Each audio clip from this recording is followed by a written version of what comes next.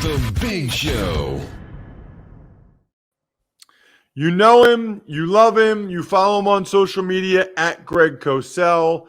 He has broken down so many prospects, so many players. We're going to do D-line today.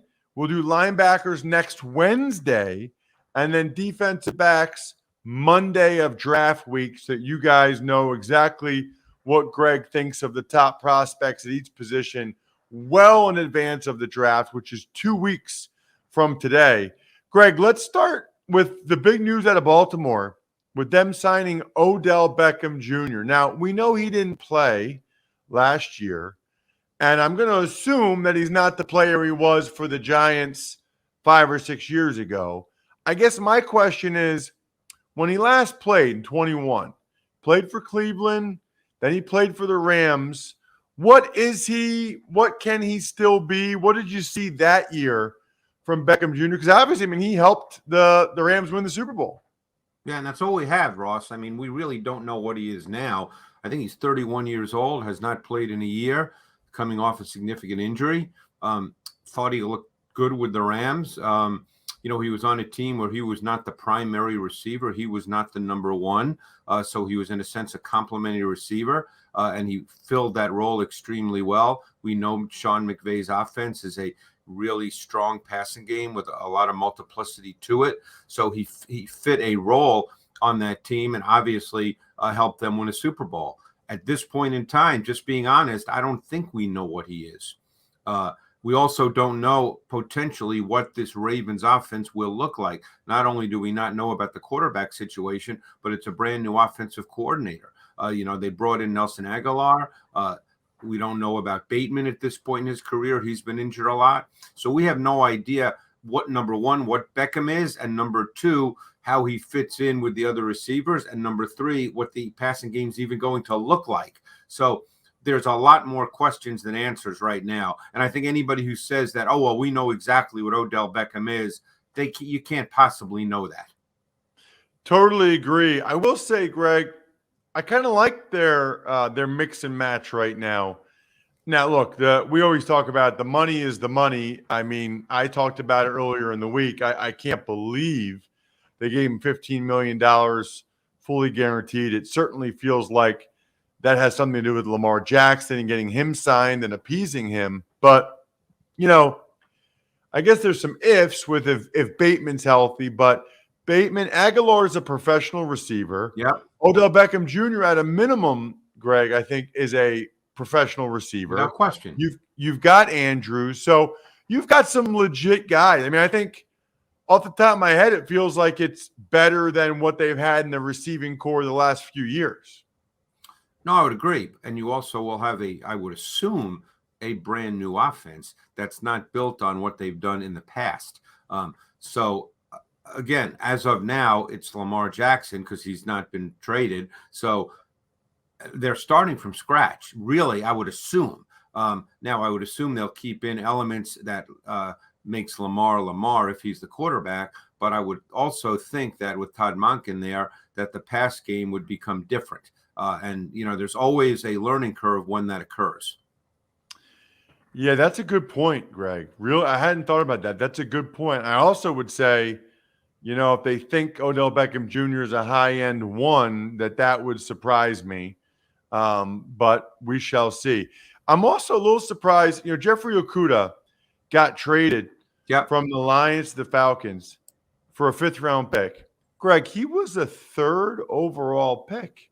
I mean, he was looked at as obviously one of the best players in the draft, one of the best corners to come out in years.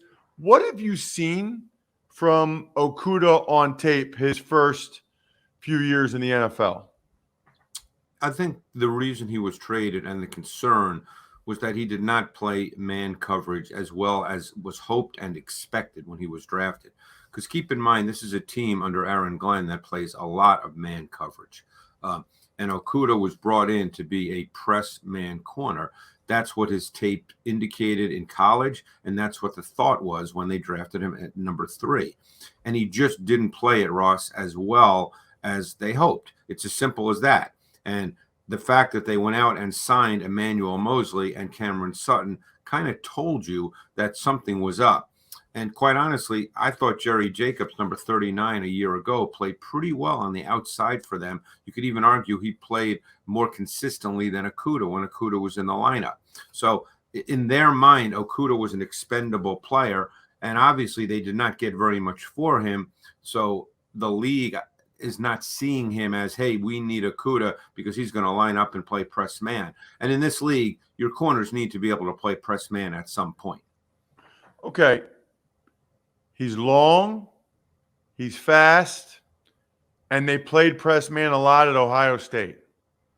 How does this happen, Greg? Like, how does it happen? It's not like he was in some cover two scheme at Ohio State. You know what I mean? Like, we watched him. I mean, that's what they do at Ohio State. I know.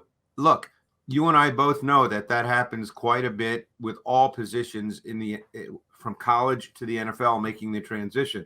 Guys who do really well in college, and you assume, particularly blue blood programs like Ohio State, you just assume they're going to come in and they're going to continue to do that. Some guys do it, some guys don't. That's why not all 32 first-round picks become really good players. I don't have an answer for why it didn't happen.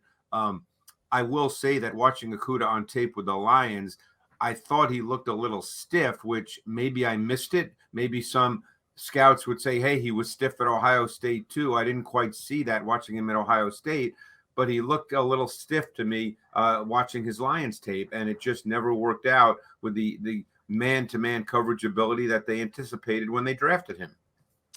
All right, let's move. Let's stick with the draft, and let's move to the D-line, because that's our next position group in our series. You know, Greg, last week we did offensive line and got a lot of attention when you talked about Darnell Wright, the right tackle from Tennessee, stoning Will Anderson that entire game. There was a belief that Will Anderson would have been the number one pick last year, that he was the best player in the draft last year. What do you see from Anderson? Did that Tennessee game change how you feel about him at all? Well, it's not a matter of changing how I feel, because how I feel is purely based on what I see on tape. So it's not, it's not that I go in with the attitude of, oh, he's the best player. Let me see. I think Anderson is clearly a higher level prospect. There's no question about that. He's got really good length. He's a physical power player more than an athletic player. And I think that's what the tape tells you. And I think that's important for people to understand. It doesn't mean he's a bad athlete, Ross. I don't want people to come away thinking that I believe he's a bad athlete. It's not as if he's a poor athlete. But when you watch the tape, and I watched him last summer when he had the unbelievable year in 2021. And then, of course, I watched him this year. So I've seen a lot of Will Anderson. And as I said, he is a physical, explosive power player. I think he's a little tight-hipped. I think he's a little straight line linear in his overall movement.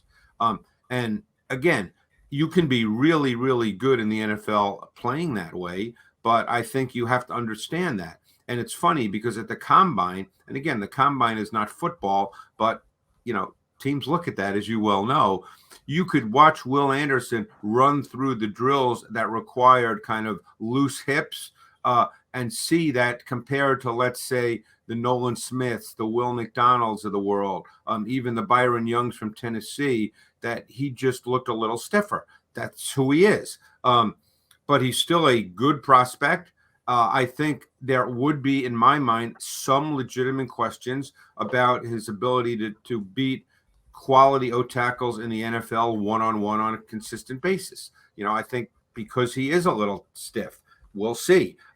The character is what separates him. I've talked to people. They say that this kid is just absolutely special, and he will do everything to be a great player. What I'm hearing, Greg, and by the way, there's a lot of guys that make a lot of money being pass rushers based on explosion, no question, and power. However, feels to me, Greg, like the best guys right now are either really good benders and unique movers, or tremendously gifted with their hands, like a Nick Bosa, a Joey Bosa, like really Right. know how to use their hands. I don't know. Do you feel like Anderson fits either one of those categories? He's closer to the second than the first. Like I wouldn't, again, you can find examples with really good prospects of everything, but just because and again, some people believe if you see it once, that means it's in the guy's body and you can build upon it. That's fair. There's a lot of coaches who believe that. So I'm not, and that's, like I said, that's very fair. But I think his game is much more built on power. I think there are really good examples of him using his hands efficiently and effectively. I don't think he's one of those guys that has that motorcycle lean. I don't think that he's truly a guy that when he clears the top of the pass rush arc, that he can flatten his rush path without extra steps and then close with burst to the quarterback. I don't think that's his game. And you're 100% right. You can be a really good player and be an explosive physical power player as a pass rusher. So that to me is what he is. Let's talk Tyree Wilson. I got to be honest with you, Greg. Until this year, I didn't really know that much about him. And now every mock draft you look at, the edge rusher from Texas Tech is ranked in the top 10. What do you see from him? Yeah, and he just looks the part, Ross. I mean, he's 6'5.5". He's 271. His arm length and his wingspan is ridiculous. His arm length is 35 and 5/8. His wingspan is like Giannis in the NBA. So, I mean, this guy really looks the part. So he has imposing size. He has imposing length. He's athletic. I think that while his game right now is probably built a little more on strength and power and relentlessness, there are more than enough flashes of bend and flexibility to lead you to believe that he can become a more complete edge player. So many of these guys in college, particularly with teams playing a lot of three-man fronts in college football, end up playing inside offensive tackles. That's not going to happen with these guys in the NFL. These guys are going to be edge players. So we're talking about a guy, as I said, when you talk about the measurables, he has similar measurables to Trayvon Walker, similar measurables to, let's say, a Jason Pierre-Paul, a Carlos Dunlap, who's been in the league for a long time. He looks like those guys. Those are pretty impressive physical specimens. So he's a high-level traits prospect. I think one thing that is a concern, and I don't know how this is seen by coaches, he was late off the ball a lot. And I think that, in the NFL, you played offensive line. If guys are a little late off the ball, boy, does that give you an advantage, does it not? They have no shot. Yeah. Yeah. I mean, the D lineman, if you're late off the ball, how many times you see a guy get a sack or a pressure that's late off the ball? I mean, almost never. Again, like I said, I'm not a coach, so I don't want to sit here and say, oh, they'll fix that with no problem. But my guess is it is fixable, but it's going to have to be fixed. Wanted to ask you about Lucas Van Ness from Iowa. Such an interesting player. Some people have him going in the top 10. Didn't start for Iowa. Has impressive measurables. What did you see from Van Ness? Yeah, he was a hockey player in high school. I mean, he grew up playing hockey, did not really start playing football until 8th or 9th grade. Van Ness is a true power player. This guy is incredibly strong. That's his game. He's a straight line linear athlete, much more than a loose flexible athlete. And it showed up when he was on the edge. Now here's a guy that lined up all over. He played on the edge. He played 3 technique. He played 1 technique. This is what he did in college. And as you said, he didn't start. So he didn't play a ton of snaps every single game.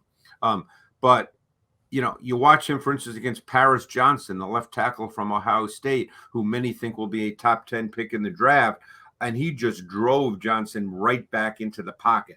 I mean, this guy is powerful. He physically dominated as a pass rusher at times, just on sheer, speed to power, one arm stab, strength. And that's what he is. So I think that my guess is he'll get better because he's young playing football. He's another guy that's 6'5", 272. The question is that what you want him at? Do you think he can, get up to 285, 290 and end up being, and I hate to say this because people will think I'm making an apples to apples comparison, and I'm not, but do you want him to try to get up to 285 to 290 if his body can handle it and be more of a J.J. Watt type player stylistically? Or do you see him at maybe dropping to 265 and being a pure edge player? I think that would be team specific, how they see him. Very interesting. I want to get your thoughts on Nolan Smith from Georgia as well. Obviously, tore up the combine. He's another guy. It feels like a lot of these guys, man, depending on who you talk to, Greg, they either have them really high or a lot lower. It's going to be an interesting draft. What do you see from Nolan Smith? Well, that's because there's always certain question marks. I mean, Nolan Smith is 238 pounds. Now, he blew up the combine, and you knew he would just watching his tape. This is where the tape and the athletic measurables match. This guy is a freakish athlete. We talked about Anderson and that he couldn't flatten his rush path and close to the quarterback. Nolan Smith can absolutely do that. Nolan Smith is a phenomenal athlete. Think of all these teams playing 5-man fronts now, Ross. And on one side, that linebacker is kind of the Sam backer, but he also rushes the quarterback. Think of Hassan Reddick with the Eagles and what he did. I think he had 16 sacks. But when you watch the Eagles tape and you're close with the Eagles, you know that he also dropped into coverage quite a bit because he's essentially the Sam linebacker in that 5-man front. I see Nolan Smith very, very much like that. And I think that for teams that played that kind of front, he would fit exceedingly well. I think this guy's just scratching the surface. He, obviously he got hurt this year. He played, I think, 6 games. But he's a really freakish, explosive athlete. We saw that at the combine. And from everything I understand, he's an unbelievable kid.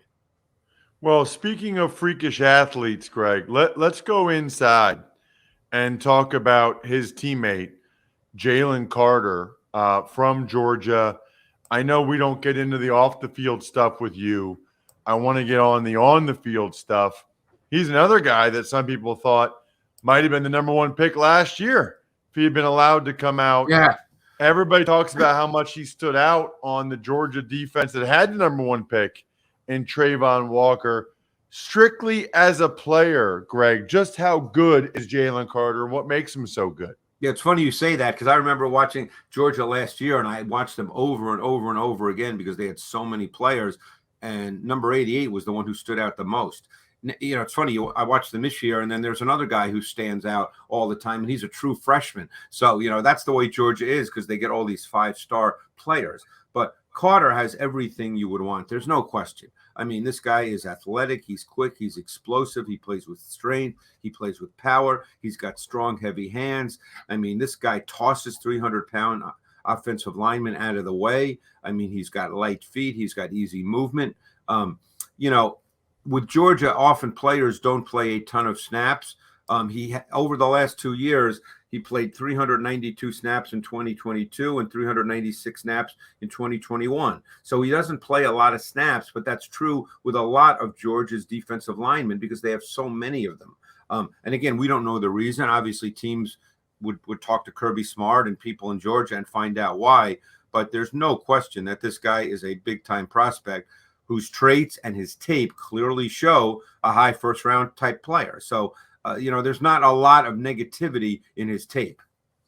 What about Kalijah Kancey from Pitt?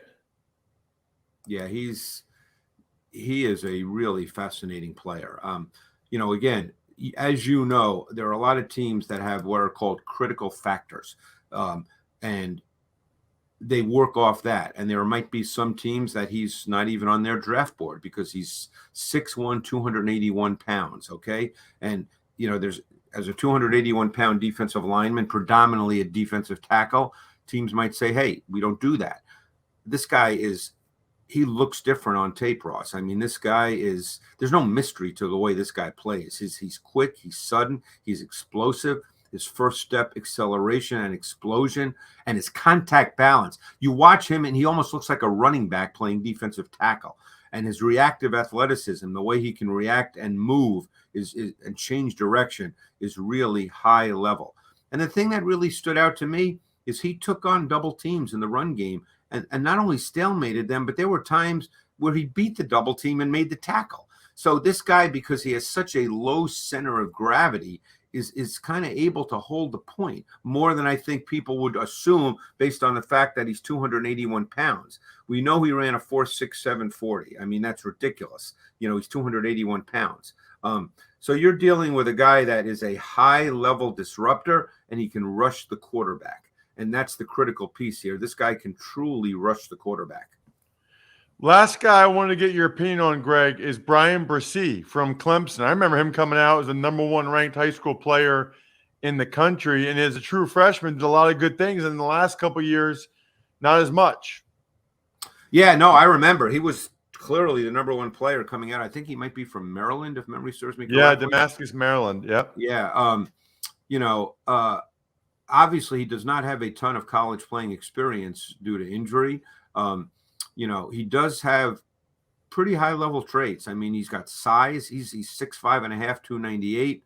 He's got size. He's got length. He's got really good athleticism. He plays with some power. It's a smaller sample size, but he showed the traits to win multiple ways, both as a 1-gap and a 2-gap player. So, he's a fascinating guy because you have to think about the injury situation. And there's think about it this way. He only played 915 snaps in a 3-year career. And that's almost less than 1 full season. And that's 3 years. So you're dealing with a player that just does not have a lot of playing experience at the college level, but the traits do exist on tape. Check him out on social media at Greg Cosell. He's fantastic. Next Wednesday, we'll discuss linebackers, and then the following Monday of draft week, we'll get into the defensive backs. Thank you so much, Greg. Thanks, Ross. Appreciate it.